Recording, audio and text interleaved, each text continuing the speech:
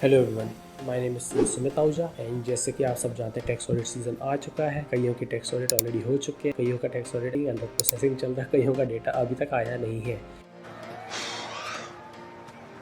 तो आपके लिए एक छोटा सा इन्फॉर्मेशन वीडियो रहेगा। अगर आप फर्स्ट टाइमर्स हैं टैक्स ऑडिट के अंदर या ऑलरेडी अगर आप टैक्स ऑडिट के अंदर कवर होते हैं तो आपको टीडीएस कंप्लायंसेस भी साथ में फॉलो करने पड़ते हैं। जब भी आप किसी पार्टी को बिजनेस या फिर इंडिविजुअली पेमेंट कर रहे हैं तो आपको उनका टैक्स काट कर पेमेंट करनी चाहिए। टैक्स हर पेमेंट में काटनी है, टैक्स काटने की लिमिट सेट की गई है। अलग अलग टाइप के पेमेंट्स होते हैं, नेचर ऑफ पेमेंट्स के हिसाब से अलग अलग सेक्शंस डिज़ाइन किए गए हैं जिसके अंदर अलग अलग रेट ऑफ टैक्स डिसाइड किया गया है। अगर रूल्स के हिसाब से आप किसी पार्टी को किसी लिमिट से ज़्यादा पेमेंट कर रहे हैं तब जाके आपको उनका टैक्स डिडक्ट करना पड़ेगा।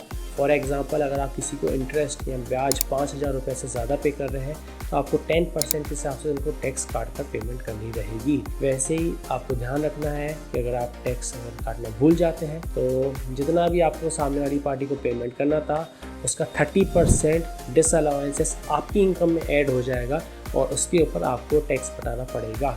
सो मेक श्योर आप टीडीएस के कंप्लायंसेस प्रॉपर्ली फॉलो कर रहे हैं एंड अननेसेसरी आपको कोई भी टीडीएस के कारण डिसअलाउंसेस बियर ना करना पड़े। Thank you.